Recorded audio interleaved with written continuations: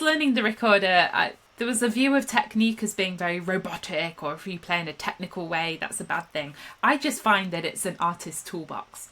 So I try to give my students this wonderful artist toolbox they can do absolutely anything with. They understand everything about their instrument, exactly what makes it work. This finger movement, this tongue movement, this way of blowing has this effect, so that they can create any sound they want to. And then it's about getting into the music, understanding the history and the context, understanding where you're performing, what you want to communicate. And then you have all of this knowledge and technique and passion that you can put into a package. And yeah, I think I've just described being a musician, basically. Hi, you're listening to Conversations with Musicians with Leah Roseman.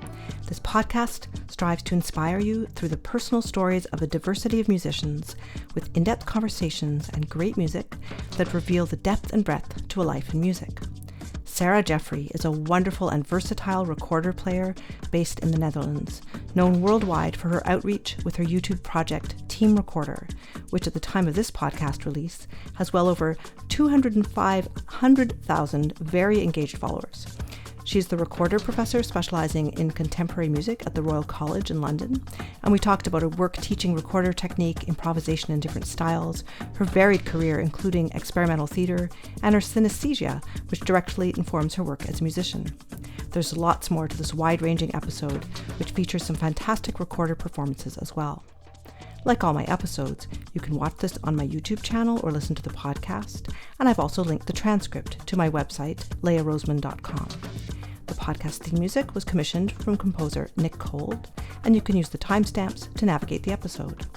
Before we jump into our conversation, I wanted to let you know that I have a new way you can support this independent podcast through a beautiful collection of merch with a very cool, unique, and expressive design from artist Steffi Kelly. You'll find that link in the description of this episode. This weekly podcast is in season 4, and I send out an email newsletter where you can get access to sneak peeks of upcoming guests. Have a look at the description of this episode, where you'll find all the links, including the store for the very cool shirts, mugs, and more, and the support link to buy this independent podcaster a coffee. Now to Sarah Jeffery. Hi, Sarah. Thanks so much for joining me here today. Thank you for having me. I was thinking how you are one of the most important ambassadors for music, really. I mean, you have such incredible reach through Team Recorder, both in community music, and you must bring in people to, because of your free improv and all the different work you do. Maybe, do you think some people are surprised to start following you because they took recorder in school and now they're finding out about all kinds of things? Oh, definitely. I mean, that's a big part of the reason why I do what I do, to bring in people to the recorder and to music and just the love of making music. But yeah, I really try and show all the different facets of what it means to be a musician, of what my instrument can do. And because the recorder is so versatile, so varied, I'm sure that everyone is surprised at some point, myself included. Well, I've enjoyed so many of your beautiful videos, and I think one of the reasons, so it's been almost 10 years since you've had this channel, Team Recorder. Mm-hmm. And from the beginning, I don't think I've seen your very earliest videos. You have a wonderful presence where you include bloopers. You're very much yourself. Did you always have that persona in your videos? Oh, definitely. I mean, it's important to see the context of where I was coming from in terms of YouTube. Mm-hmm. So my first video I uploaded at the very end of 2015. This was very much in the era of the big famous YouTube names were still filming sitting in their bedrooms, on their beds, using their phones. It was very DIY. Social media today is all professional studio setups. It's completely a different level, a different world. But I came up in a previous era that was very much just kind of figuring it out yourself, and part of that was being very real, very relatable. And now that relatability has almost become a kind of like a selling point almost, or people affect relatability. But it was really just very natural. Yeah. You talk about something, you make a blooper, you leave it in. It's all part of the atmosphere. And I liked that very much. Mm-hmm. Yeah, I was looking, I've actually never had a recorder player on this series, but I was following many recorder players because I do love the recorder, and I was fascinated to learn that so many of you play jazz, do different kinds of improvisation, folk music, rock. Like, it's really a huge gamut, not just medieval, Renaissance, and Baroque, which most of us associate. Oh, definitely. I mean, part of it is that the recorder does not have your typical orchestral career path. So opportunities for our instrument going into it are much more scarce than many other classical instruments. So you get recorder players, we tend to be very creative. You have to think outside the box. You have to create your own path because there isn't one for you. And the other thing is that early music is full of improvisation. It's full of playing by ear, constructing your own scores. A lot of these things have parallels in jazz or in pop or in folk. So it just feels very natural that we cross over into all these different genres. Mm-hmm. Yeah, as a violinist, I found a lot of your videos really very interesting, especially you have one about Renaissance ornamentation, for example. Right. As someone who's only played, early Baroque and not earlier. So I encourage people who aren't recorder players to just dive in. Now, in 2017, you won the International Recorder Competition, and the prize was to produce an album, which I hope we can talk about Constellations a little bit. Yes, definitely. But I'm curious about this competition. What did that look like? That's the International Nordhorn Competition. It's in Nordhorn in Germany. It's set up by two very dedicated musicians, Sanna von Elst and Bobby Rothfeld. And they've really created an international music community in their small town. I thought, let's enter the competition. I won it. It was, great. Did you have to play a range of music from different periods? How did that work? Oh, yes. I mean, we do always anyway. Yeah. What did I play?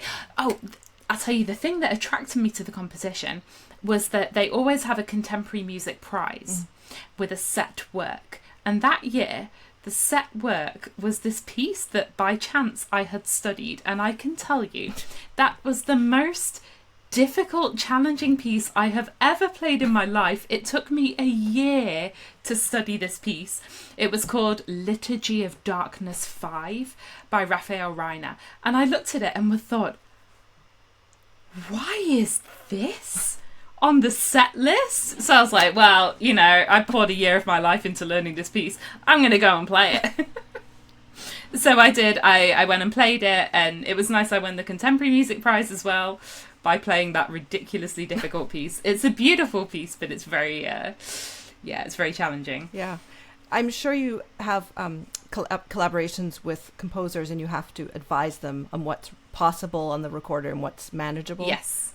Yeah. So I was encouraged during my education to always say, everything is possible. Anything is possible. And that is true.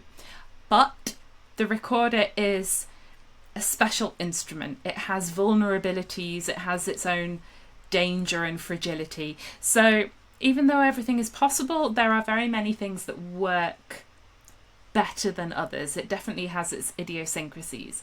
So a fearless composer will write anything for the recorder, but a very, very good composer will know exactly what works and what finger combinations create certain sound colours, create certain effects. Okay.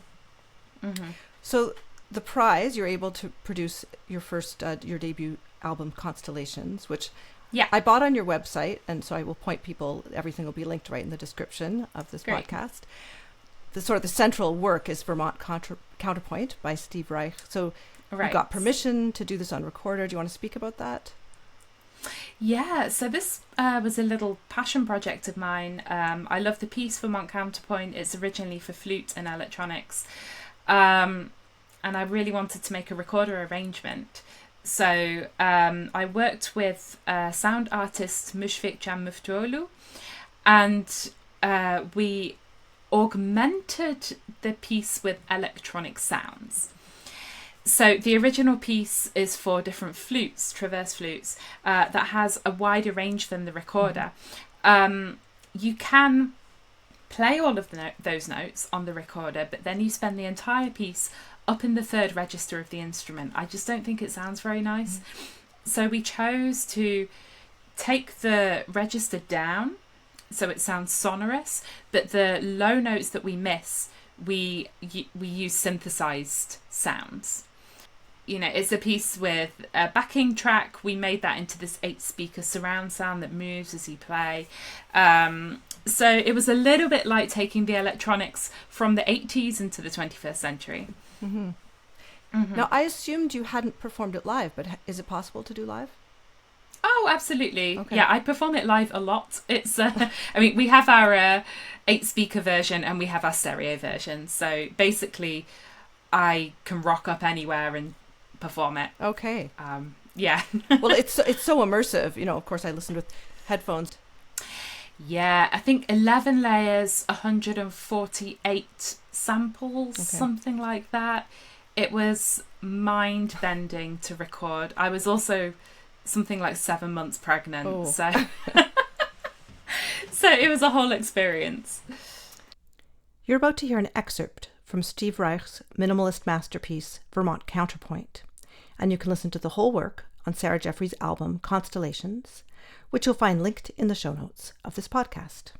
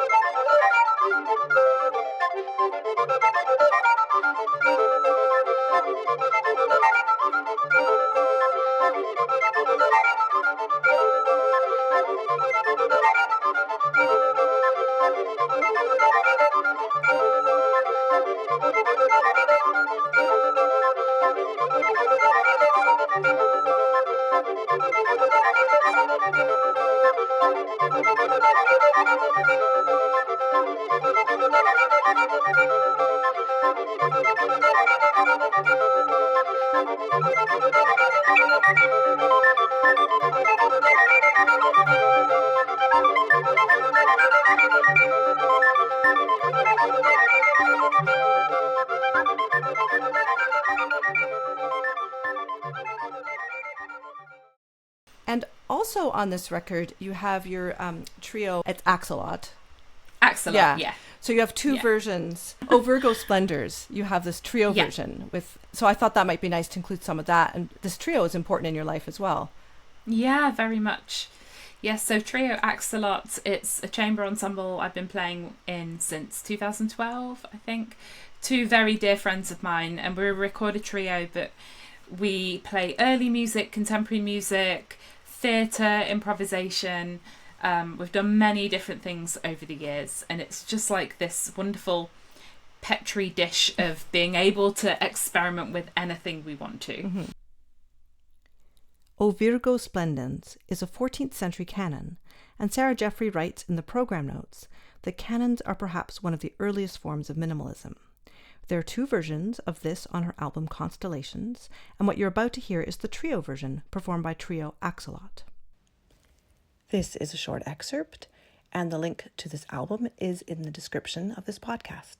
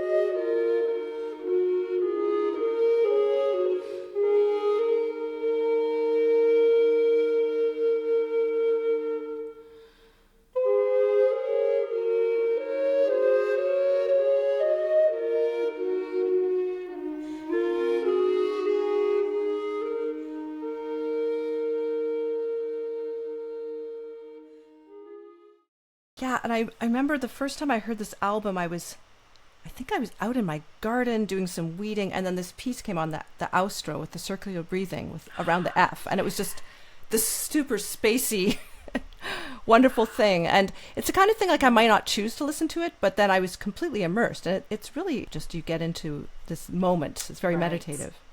It is. I love this piece. It's one of a handful of pieces that can really only be for the recorder. Mm-hmm. So sometimes when we're thinking about virtuosity in contemporary music, it's when you can take a flute piece and play it on recorder, or a violin piece, and sometimes great colleagues of mine have done that, like, hey look, Fernie Howe on recorder, or Boulez.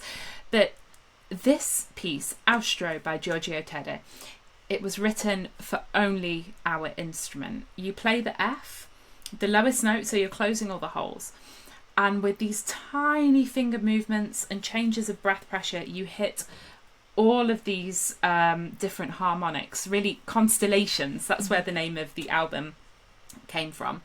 And you're circular breathing at the same time, so it can last as long as you want. It's full of repeats. And as the performer, you also become completely immersed in the sound. Mm-hmm. You're about to hear a short excerpt from Austro by Giorgio Tedde on Sarah Jeffrey's album Constellations, and you'll find that link in the description of this podcast.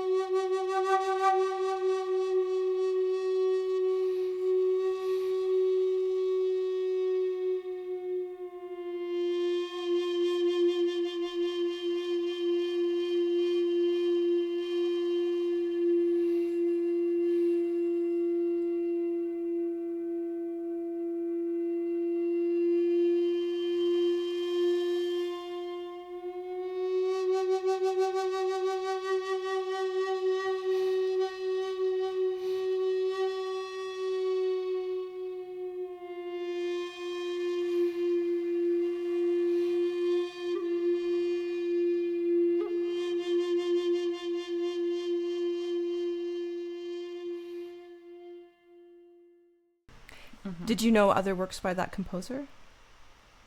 A few, yeah. He's written some other solo recorder works. There's also another piece, I think it's called Contrevent or Contretemps. It's similar idea, but for contrabass recorder. Okay. But that's a lot more challenging to circular breathe on a contrabass. Well, that brings me actually to the whole thing about recorder consorts and the family of recorders. Not everyone listening will know about that. Do you want to speak to that briefly? Sure. So the recorder is in fact a family. You have instruments from the 15 centimeter Garklein to the sub contrabass great bass in B flat, which is 3 meters tall. As a recorder player, you are expected to be able to play in all of these sizes, and we play in different sizes, in different models, medieval, Renaissance, Baroque, modern, in different tunings and temperaments. So modern pitch, low Baroque pitch, high Renaissance pitch. It just means we have a very long shopping list. Do you have friends, colleagues in the recorder world who have perfect pitch? Because I would think that would be so difficult for them. I'm not sure. That would be very difficult. Yeah, I play with a harpist, a fantastic harpist, Andrea Futz. She has perfect pitch, and yeah, she said if she had to play in 415 or 392, it would be a nightmare. Yeah. So yeah, luckily I don't. So that actually brings me, I was really interested to learn that you had synesthesia. One of my daughters has it. She's an artist and designer, actually based in the Netherlands as well. And one of my recent podcast guests, I have done this interview, but as we speak, I haven't put it out there, but it'll be released before yours, is with the conductor Jessica Cottis. So we spoke about her synesthesia in that episode because it's so interesting to me that people see color and the shapes, and then I'd asked her about the time aspect, the time space, which you have, because I knew my daughter had that, but Jessica hadn't heard about that. But I guess there's all these different variations of perception. Right. Yeah. I mean, to me, it's very normal. It's as natural as saying, think of an apple, and then you can see an apple. But I realise it does inform my music making a lot. I perform a lot from memory, and when I memorise a piece, I actually construct an internal score in my brain, but according to synesthesia. And then it's just useful for remembering things, because everything has a colour. I'll remember the colours and I'll be able to see dates, times, names, associations. It's only problematic when I remember something wrong, or it turns out there's been a mistake, because then I have to repaint my memory. So it's just present. I don't know what it's like to not have that. So yeah. And you do a lot of improvising. I'm curious, as you're improvising, Sarah, there's a certain anticipation of what you're about to play. And do the colors also anticipate a little bit what you're seeing? Ooh, my synesthesia is quite like baked into the associations of letters, let's say. I believe it's called like colour grapheme synesthesia. I think through music education, I know that this fingering is a B flat, for example. So if I'm playing this, everything is blue. But then if I take a different recorder, I'm playing that same fingering and everything is yellow, because I know that that's an E flat. So it's more that sometimes it gets in the way. If I'm playing and I'm existing in one colour and then I remember I'm actually on a different instrument, I won't be able to see my way. It's like being lost in the dark. Yeah, that's a good question. I haven't really thought about it, but I hope my answer kind of makes sense. Yeah, and I think people won't realize about the transposing instruments and how you do have to have these different finger patterns. I don't know how you manage. Yeah. I always say it's like having different languages. In the beginning, when you learn a new language, you're constantly translating, and eventually you can just speak it fluently. I mean, for recorder players, we have to play as professionals. I have 4 different keys, like finger systems. We play in C, F, G, and D, then treble and bass clef. So it just gets easier as you go along. And then if I'm picking up, I have a new recorder in B flat over here. So this is a tuning that I've never... Yeah, it's great. I've not played in that tuning before, but you can think, imagine if that I'm playing on a soprano and bass clef, and then I add 3 flats and I'm there. So you find all these shortcuts. So in terms of the different sizes of recorders, you have a beautiful video I was hoping we could include of Bach, the Sarabande from which suite is it? On bass recorder with Michaela Petri's ornaments. Yes, the first suite, the G major. Yes, that piece honestly got me through the COVID lockdowns. Michaela Petri, phenomenal recorder legend, publishes music, and she's been arranging one by one the Bach cello suites for recorder with her own ornaments. And at the time the first suite was available, I downloaded it, the sheet music, and have played it nearly every day ever since. And it's just been like a balm for my soul. I've been experimenting a lot with which instruments to use for different movements, and the Sarabande, it just sounds beautiful on the bass recorder. I love it. It's so beautiful. Thank you for that. This is Sarah Jeffrey's performance of the Sarabande from J.S. Bach's Cello Suite in G on bass recorder with ornamentation by Michaela Petri. This performance was recorded at SoundLAB Amsterdam in the summer of 2021, and the video on the Team Recorder YouTube is in the description of this podcast.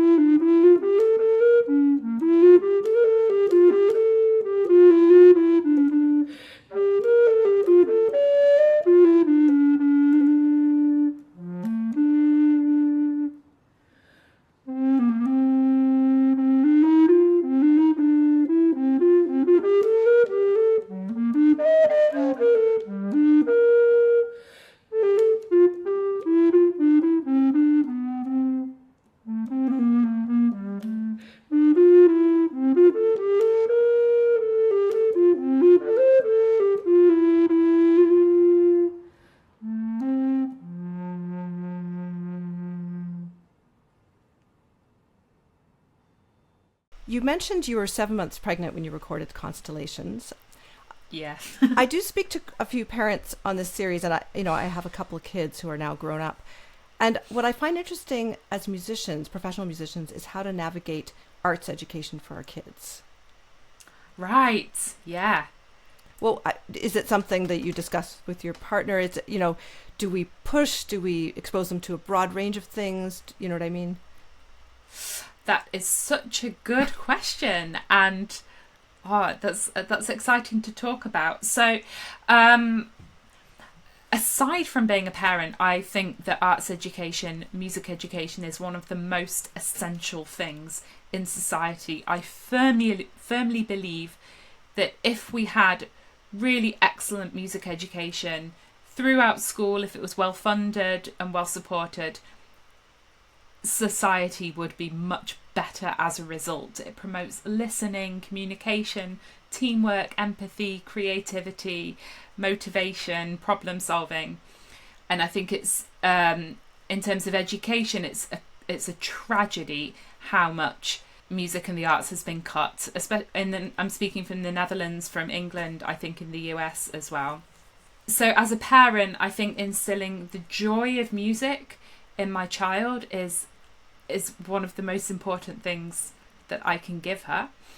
I really, really hope my daughter grows up loving music, but that will be on her own terms. And I see that if she ends up wanting to go into music, I will have the knowledge to help guide her.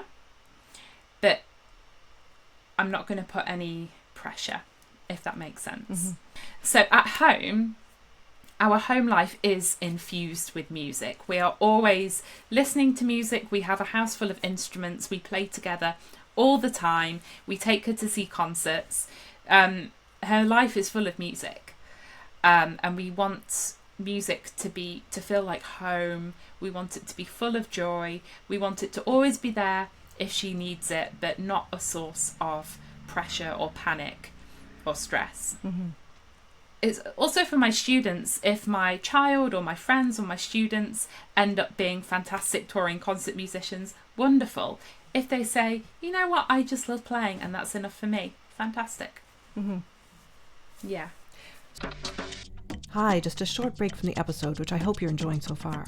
I wanted to let you know that I have a new way you can support this independent podcast through a beautiful collection of merch with a very cool, unique, and expressive design from artist Steffi Kelly. You'll find that link in the description of the episode. If you want to check out over 100 episodes you may have missed, in addition to your podcast player or YouTube, I have an extensive website, leahroseman.com, with show notes, transcripts, the complete catalog of episodes, and you can sign up there for my weekly newsletter to get access to sneak peeks of upcoming guests. Please do share your favorite episodes with your friends, follow me on social media and share my posts, and if you can spare a few dollars to help support the series, that would be amazing. You'll find that link in the show notes along with the merch store. I'm an independent podcaster and I really do need the help of my listeners. Now back to the episode. So through Team Recorder, you must have made some very interesting connections also with the amateur communities. Yes, definitely. So I've been lucky to kind of come into contact with this incredible global community of recorder players I had no idea existed, and I think a lot of people didn't know that none of us had any idea there were other recorder players out there. So in one of my early videos I made a joke to the camera like, oh, I've got 400 subscribers now, well I guess that's all of us. And in the meantime there's recorder players everywhere. And this is also down to the incredible teachers in all of these locations. Everywhere where there's a great recorder community, it will be because of a local teacher who is pouring their heart and soul into making that happen. So I think the internet has just allowed us to come into contact with one another. Mm-hmm. Mm-hmm. There's a wonderful video you put out where you were calling to task these broadcasters for sort of making fun of recorder education they got and not appreciating it. Absolutely. I mean, I just call it lazy journalism, and I understand you as a human being, you can't know everything about everything, right? But the recorder becomes the butt of a joke. I think that's just such a shame. I also used to joke that if a journalist interviews me and doesn't say, oh, well, the recorder we know from primary school, then I would pay them £1 million. Luckily, journalism has come on a little bit since then, so I've been asked some more sensible questions. I think the reason it bothers me when journalists and the media makes fun of recorder isn't for the recorder itself. I don't mind a joke. I don't mind people lightheartedly, taking the piss a bit. It's because arts and culture and music education has been eviscerated. We are in an educational culture where music is not valued, it's not funded, we're not given the resources or the training or the funding or the expertise that it needs. So within that climate, to then put it down feels really terrible. If we were lucky enough to be in a climate where we had all of the support from the government to the local level for music, I would be much more able to take a joke. Mm-hmm. Yeah. And a lot of people never hear professional recorder playing. They don't know. They only hear beginners, so that's their association. Yeah, exactly. And that is why I started Team Recorder. Mm-hmm. I thought, why do people think the recorder is a beginner's instrument? Because we never hear it. In 2015, I was looking on YouTube, I was looking on the internet for information about the recorder, even just performance videos. And back then, there was nothing. And I thought, well, of course people underestimate the recorder. There's no information about it. And how did I get all the information I know? I went to conservatoire for 9 years. I came up in a time where it was very affordable to study. I could move to a country in order to do that. I could move from the UK to the Netherlands. That is not accessible for most people. So in order to change people's minds about that instrument, that information has to be made available. And I think it's accessibility of information, I think, is so important. Mm-hmm. And it is really the best thing about the internet. Absolutely. Yeah. Information and community. Yeah. Now, in terms of your mentors, Annabelle Knights was one of your teachers? That's right. Yes. So I studied my bachelor's at the Royal Birmingham Conservatoire in the UK. Annabelle Knight and Ross Winters were my teachers there. Ross Winters has sadly passed away recently. Annabelle is incredibly active in the UK, especially for young players up to conservatoire level. She is doing really, really fantastic work. So when you entered, you hadn't had a private recorder lesson? Not really, no. So I started recorder when I was 6. My mum is an amateur recorder player. She started a group at my primary school. Okay. But I did not like having my mum teach me. So I told her to go away. Sorry, Mum. And I just taught myself from a book. Mm-hmm. Then from the age of 8, my local music centre, Derby Music Centre, had a Saturday morning music school, and they had a recorder club. So I went to that every Saturday. Okay. Throughout my childhood. So that was how I learned in an ensemble. So by the time I'd gone through that, it meant that I had some skills. My sight reading was very good. My rhythm is very good. I had no technique, no articulation, no breathing skills, because I never really played on my own before. And throughout childhood, I did have lessons on piano and flute. Okay. So that was how I got my music education. But there was never any view to doing it professionally. It was just for fun. And when I was 17, I was planning to go to university, study medicine and become a doctor. Very sensible. And I, in my last couple of years at high school, I got a wonderful, wonderful music teacher, school music teacher. I was singing A-level music, Miss Jackson. We're still in contact now, if she's listening. And she encouraged me. She was wonderful. I mean, I cannot praise high school music teachers enough. So Miss Jackson gave me all the encouragement. We also had a second music teacher, Mrs. Morse, who is a recorder enthusiast. She kept bringing me music, and the two of them kind of picked me up and guided me through my grade 8, which is the exam you need to kind of audition for music college. So with their encouragement, I thought, all right, I've no idea what I'm doing, but maybe I can do this. And I auditioned, and they let me in. You auditioned on recorder or piano? I record. Oh, yeah. Yeah. So I love piano. There's not a chance in a billion that I would be able to study piano. It's just not where my heart is. I mean, I really like playing at home. I would not want to be a concert pianist. Absolutely not. Recorder is it's captivated me. There's nothing else I want to do. And still, after all this time, I still have the same love and passion for it. It's wonderful to hear. And another one of your mentors was Jorge Isaac. Okay. Yeah. Jorge Isaac. Yes. So in the Netherlands?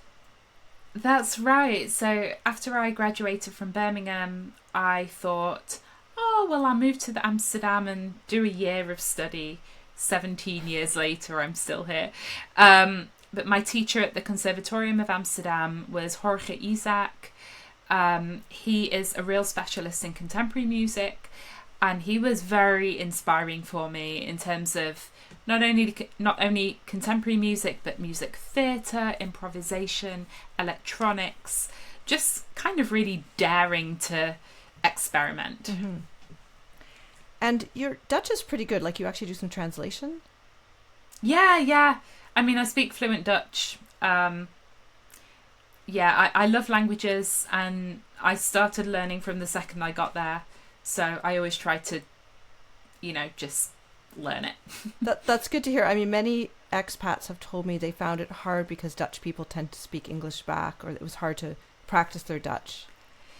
Yeah, I mean, with Dutch, the first years, you definitely know that everyone's English is better than your Dutch. I did lots of babysitting. Okay. I worked with kids. I taught teenagers for many years. I mean, nothing improves your Dutch like a class of 13-year-olds looking at you when you've made a grammatical mistake, and they're like, why did you say that? And they're not afraid to correct you. Yeah. Yeah. Well, that's good. And do you also know German or some other European languages? I can fake German. So we had French and German in school to a very basic level. When I'm in German, I can chat with people after a concert, because I know all the musical words. And I've studied a little bit of Portuguese. No, I mean, Dutch is the only language that I really speak. Yeah. Yeah. I love languages, and I like to talk to people about learning them and strategies. So I guess you were immersed, and you went for it, basically. Yeah. I managed to stay ahead of the curve. So I started with an intense language program. So I started practicing right away. And people would say, oh, you've only been here a week, you sound great. And I managed to just stay ahead of that wave. So wherever I was, they said, oh, you've been here 2 months, you sound great. And I did get a job in a cafe. Okay. So, and I just told them I spoke Dutch. I didn't. I just had to learn. Well, that kind of bravery certainly comes across in your creativity. I was interested in your free improvisation, and you teach as well. I think it's at SoundLAB in Amsterdam. That's right, yeah. So I taught at the SoundLAB in the Muziekgebouw Netij in Amsterdam. I taught there from 2011 to 22. And there is a kind of laboratory of about 60 instruments most of which only exist there. They were developed with local sound artists. And the idea is that we take a group, either a school class, it can be for any age really, adults as well, and we have a 90-minute workshop on composition, improvisation, conducting, except we don't use those big scary words. We guide through all kinds of group activities. And in the end, we've created our own composition that can be performed, that can be practiced, that's really, really something solid that we've all made together. And you can do this with no prior experience at all. And it's just wonderful. I mean, it's so much fun to do, and it taught me so much as a musician as well. Did you find with groups of adults that this sense of play was kind of new for them? Yes, absolutely. We did a lot of, for example, team building workshops for companies. Adults find it a lot more difficult to get into than kids. But every target group has their own special thing, basically. We did do some workshops with conservatorium students, for example. These are students on the verge of being professional musicians. They found it extremely difficult to let go and not overthink and plan everything. My favourite age group to work with is group 5 in the Netherlands, like 9-year-olds. I guess that's like 3rd grade, because they just have all of this imagination and fantasy and no self-consciousness, and they would come out with incredible compositions. What are some of the favourite instruments you got to play as part of that SoundLAB? There's an instrument called the tone pad. That means tone pad, and it was developed for people with limb differences. So you can play it if you don't have hands, for example, or if you don't have full mobility. And it's like an upturned wooden bowl, and it has warmth, heat sensors. So wherever you touch it, it makes different chords, and you can use your forearm, you can use your chin, and it comes out with these beautiful chords, and it lights up at the same time. Beautiful. Any other memorable instruments there? Yes, there's also like a synthesizer called the Datto, named after its two makers called Daniel and Tone. And it's just a really user-friendly sequencer. So you push different buttons, it goes and you can play with all these parameters. But the interface, how it looks, is really very simple. So we can have kids using it. It's very addictive to play with. Yeah. So in your trio axoLot and also Jerboah, you do a certain amount of free improvisation. And there was one, I think it was with Jerboah, where it was based on the Alexander technique. So Jerboah is the kind of prog jazz rock quartet I play in. We all write our own songs. Our drummer, Marcos Baggiani, does a lot of Alexander technique, and his teacher was always saying to him, allow your neck to be free, allow your neck to be free. So we have one song where those are the lyrics, and we're all singing it together. And we take every opportunity really to improvise together. That song has a long intro with me and Marcos playing together. But we're happy to put in some improvisation to any song. It's quite a unique band. It's funny, we hear that all the time. Wherever we play, people love it, but they say, it's so unique, I've not heard anything before. And we're all, we'll take the compliment, but slightly flummoxed, because we just put together the music that makes sense to us. So we're 4 musicians, we come from different backgrounds, we come from different countries, and we've put together our favourite music, and this is the result. So for us, it's the most self-explanatory thing in the world. And it's always really interesting to hear people's reactions. For this podcast, Sarah has shared a track from Jerboah's upcoming album that will be released very soon. This is called Walking, and it is written by Marcos Baggiani, who is the drummer of Jerboah. And she wrote to me, "It starts quiet, but really builds up towards the end. Enjoy."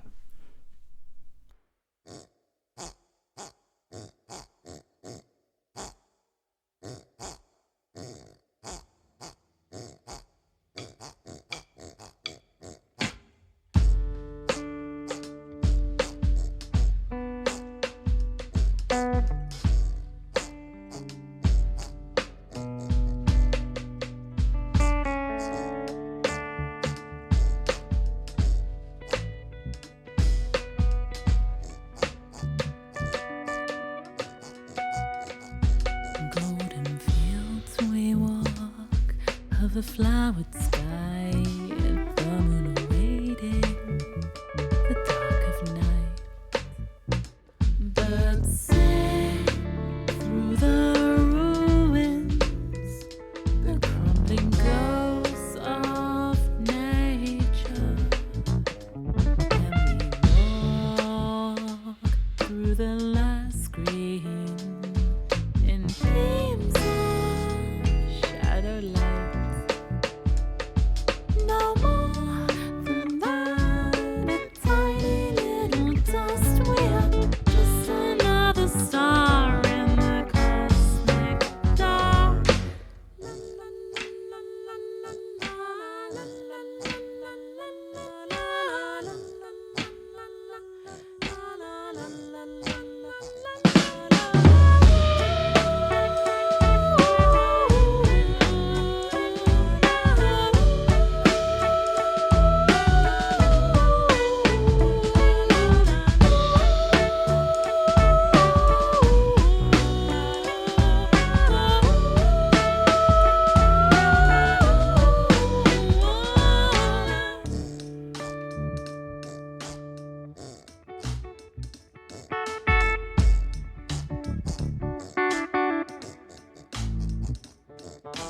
Voy caminando, los pies en el piso, abrazo del alma la tierra que nos hizo. Girones de cielo cantando en tu rostro, flores abriendo en tu mirada. Tierra que nos ama, tierra que nos da. Derrumban la puerta, venimos a hablar. El cielo se derrite, llora el hielo que se va. El sol brillando en las aguas, reflejo en tu piel cubriendo el mar. En tu reino, madre, todo bajo agua quedará.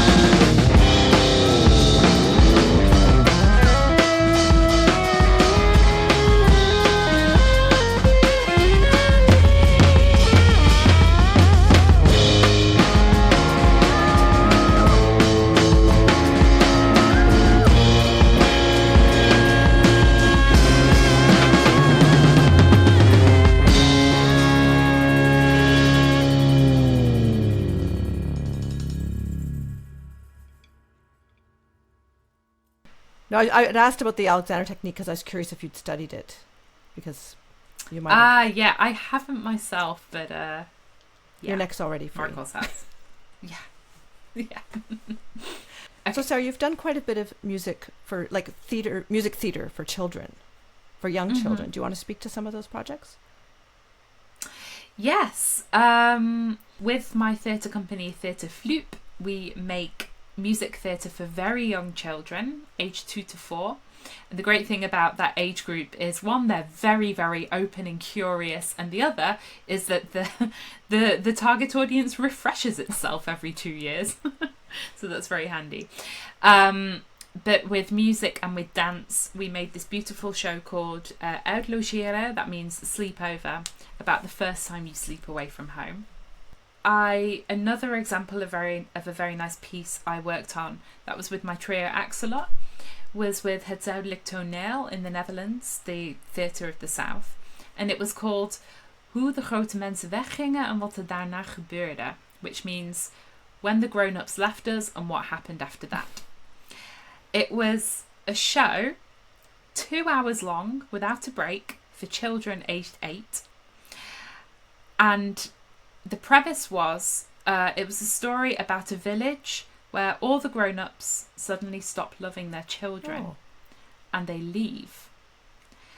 All of the music that we played live was by Obrecht, this medieval composer. So all of these elements sound bizarre. Halfway through the show, all of the actors leave and we're just left alone on the stage. And the children in the audience each have a little bag with headphones in, and they start buzzing. And 10 of the children from the audience put the headphones on and they come on stage, and they're guided by the actors who are backstage. And for the rest of the show, the children from the audience play the rest of the performance. Wow. It was incredible. So every show, we'd have 10 new kids who had no idea they were going to be on stage performing in big theatres. And I can tell you it worked. The director is Jetse Batelaan. He has this incredible mind. And it was funny, it was beautiful, it was affecting. It was very, very special. And to be a part of something like that, it was an experience I'll never forget. It gives me goosepimples thinking about it, but I have to ask, did the adults don't come back at the end of the plot? They do. Okay. So, spoiler, at the very, very end, so the kids on stage, it takes a long time. They come up, they put on the costumes, they do all different things together. At one point they find these bags of chips, so they all have a snack. Then they're allowed to completely ruin the stage. They run around with a fire extinguisher. The climax is that this giant wooden house on the stage falls apart. At the very end of the show, the parents do come back, and they're all like dirty and decrepit and like holding their arms out for the children, and the children just look at them and silently leave the stage because they gain their independence. So yeah, they do come back in the end. So how did the children in the audience react when just a few of them are have this opportunity to go on stage? It's given a lot of time. So the whole transition from the actors leaving the stage to the first child standing up and entering the stage is about 15 minutes. And when you're sitting in a silent theatre, that's a long time. But it's all done with lighting. We had this incredible scenography from Toon Mosque and lighting, so we gradually get the dawn. And the most important thing is the whole making process of this theatre production took months with experts. So we have the actors, we have the director, we had a whole team of pedagogical experts, and we had test audiences from local schools to try out what worked and what didn't. So the kids have these headphones and they have very clear instructions, and there's lots of safety nets. So quite often we'd have a kid that didn't want to do it, and that's fine, and then they're taken this way and they are brought back to their seat. And yeah, so it's this experimental children's theatre in the Netherlands is really special. It's they really dare to go places you wouldn't expect working. Being a British person, do you find the culture is very different that way in general? I do. In the Netherlands, it's... So in the UK, we have a huge amount of rules, regulations, red tape. A lot of it is there to keep us safe and to keep things working. A lot of it just doesn't exist in the Netherlands. So there's a bit more freedom to work. I think here in the Netherlands, it's a lot more relaxed. I mean, I would go and see, with my students or with the kids I babysit for, go and see movies, kids' movies that have been banned in the US because they depicted someone smoking, or they depicted a kid riding their bike without a helmet. And in the Netherlands, people are just like, what are you, like, come on, it's fine. Certain things are much more relaxed here. And the arts funding is different, do you find? So the arts funding in the Netherlands has historically been much, much better. That was one of the things that attracted me to moving here, was the fantastic arts culture. Over the past decade, it has been completely decimated. We have had a government who have been openly hostile towards the arts and funding. We've had ministers saying things like, why do we need the theatre? You can just watch a DVD. They've stamped the arts as a leftist hobby. We've now had an ultra right-wing government voted in who unanimously agree that they want to just cut the arts. So it's looking very bleak at the moment. And the Netherlands has this wonderful music culture. They have incredible musicians, incredible concert halls, but that is all going to wither away if we don't have support, both for professionals and for education. So it's very, very, very sad. Yeah. And you teach in London still?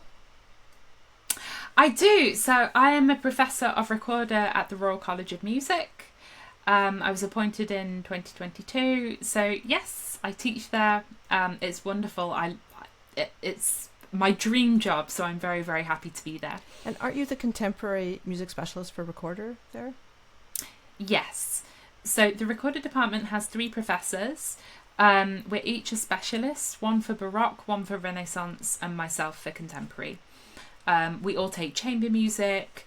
That's one very nice thing in the college. Actually, any professor can give chamber music coaching to any ensemble. So I can teach non-recorder players too. This past year, I've been working with the composition department to create new works for recorder. And we've been working with the museum from the historical performance faculty, reconstructing original instruments. Yes, I saw your video about the 3D printed. Yeah, it's fantastic. It means that our students can really touch history and get to grips with it. So, yeah. Do you want to speak to that project a little bit? Yes. So at the Royal College of Music, there's currently a research project in collaboration with the University of Turin. At the Royal College, they have original 18th century instruments in their museum, including 3 original ivory recorders. 2 ivory, 1 wooden. They have a cornetto, chalumeaus, I believe traversos, maybe. But these instruments have been scanned at the Natural History Museum so that we can really get their measurements. We can see exactly what condition they're in. And they're in the process of being 3D printed to a very, very detailed degree. So this is different from your 3D printing at home. It's really within a university lab setting. And there's lots of research, experimentation going into the materials, the density. And one very exciting thing is the original instruments are quite damaged due to the passage of time. There are cracks, there is warping, just because these instruments are hundreds of years old. So the 3D printed versions, we can print exact replicas and digitally repaired replicas. That means our students can experience firsthand, what does it mean if your instrument's warped? Okay, there's a crack here. What does it do to the sound? That means they can really understand the instruments so much better. Mm-hmm. Yeah. Mm-hmm. And how does your commute work then, living in Amsterdam? I can go once a month. Okay. Like a lot of conservatoires, they say we expect our professors to have an international character. That means, we come from all over. I visit once a month and do my lessons in a block. And because they have their other two professors, they can also do the same. So the students can enjoy regular lessons and we can work a little bit in that way. Mm-hmm. That's really great. And you've also done some studio work. I believe you recorded for Bob's Burgers, which is such a fun show. Yes. Oh, that was great. That was a very happy day. I got that email. Yeah, I've been very lucky to get in contact with some great people due to being on the internet. I recorded on the soundtrack of Bob's Burgers last year. They had a wonderful episode called Amelia that featured one of the kids playing a bass recorder, and they wanted real bass recorder on the soundtrack. The team are wonderful. When I did the recording, it was with the entire team there, the composer, the crew, the director, and we spent a lot of time experimenting, using different instruments, creating layers of sound.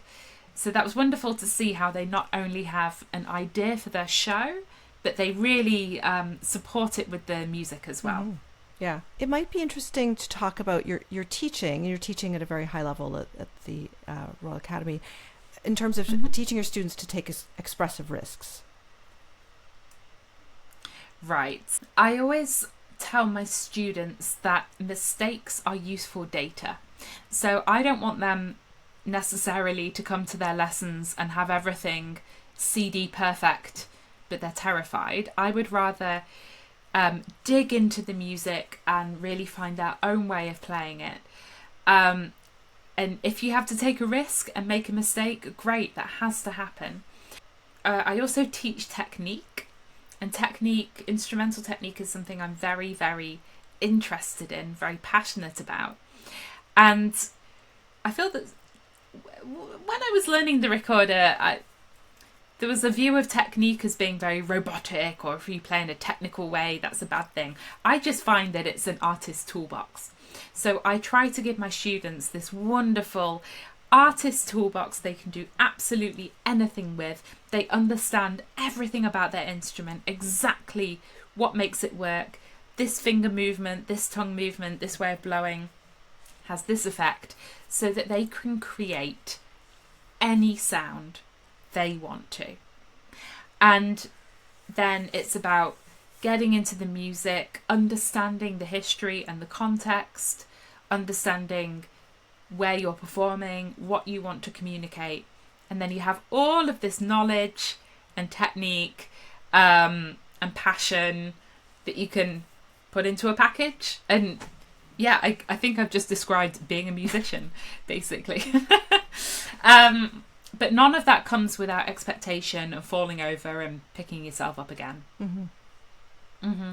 And for your channel, are people always throwing requests at you, or is it generated mostly from your own, what you want to bring out? A bit of both. I definitely get a lot of requests.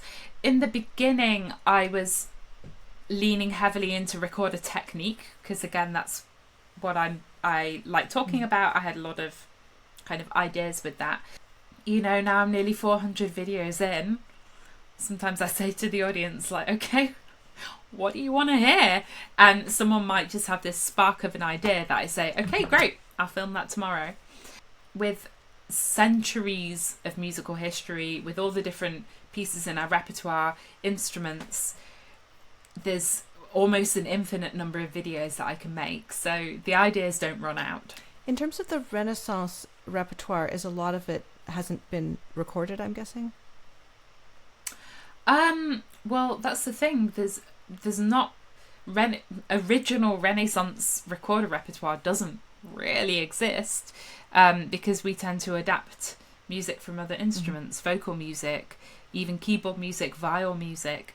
So it's more of a case that maybe it hasn't been adapted yet.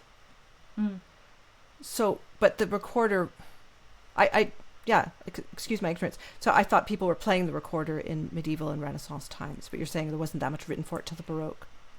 Music publication worked in a different way. So when the first music was being published, we see a lot of, for example, sonatas or canzonas published for recorder or flute or oboe or violin or cornetto. It wouldn't always be specifically for one instrument. You know, they've also got to make a living from their printing press. And we know that recorder-like instruments have existed for 40,000 years. We have bone flutes existing from 38,000 years ago. But not all of the music would have been written down. It wouldn't necessarily have survived. So it's much more of a recent thing that it says, for sopranino recorder in G at 415, the instrumentation of a piece was much broader. Okay. No, I was thinking, I interviewed Elizabeth Pallett, who's a British lutenist, and she's really a Renaissance specialist, and she was saying there's, of course, all this tablature that just people are just discovering it, and it hasn't been recorded, so she wants to get the music out there, but it's, I guess, different. Oh, absolutely. Yeah, no, I no, that makes a lot of sense. Yeah. So where do you see Team Recorder going in the future? That's a good question. I would love to, in any case, preserve all of the information on there as a database, as an archive. Now I have these hundreds of videos on YouTube. I would love to have them in a format that's more searchable, more accessible, because I want this information to stay available. Something else that I did during the lockdowns was offer online courses, and they were incredibly successful. So much fun to give. I had a lot of very happy students, but that was also a full-time job. That was great during Corona because then I could keep working. But something I'm currently working on is creating downloadable courses that people can follow. So a kind of bridging the gap between watching a YouTube video and going for a weekly lesson. Something that can kind of fall there in the middle. Yeah, one thing I have to be mindful of is we don't know where technology will go. We don't know where social media will go. I think it's already amazing that I've been on YouTube for 8.5 years and the platform still exists. So you always have to stay flexible, preserving the information as an archive and courses. And the final thing that I'm working very much on is publishing sheet music. So I have 3 books out now with Schott Publishing. I have them all here, so you can see this is my first book. It was released last year. We have 3 books out. I'm working on the 4th as we speak. I'm also writing the recorder method for Hal Leonard. So that's currently, the manuscript is in, we're editing it. So hopefully a lot more sheet music publications will be coming out in the future. That's exciting. I didn't know about the Hal Leonard project. That must have been so much work. Yeah. I think I submitted like 138 pieces. Composed a lot of new music. It's great. Yeah, it's still very much in progress, but it's been a wonderful organisation to work with. Okay, well, thank you so much for speaking with me today. It was a great opportunity, Sarah. You're very welcome. Thank you so much for having me. I hope you enjoyed this episode. Please do share this with your friends and check out episodes you may have missed at leahroseman.com. If you could buy me a coffee to support the series, that would be wonderful. You'll find that link in the show notes along with the merch store. I'm an independent podcaster and I really do need the help of my listeners. Have a wonderful week.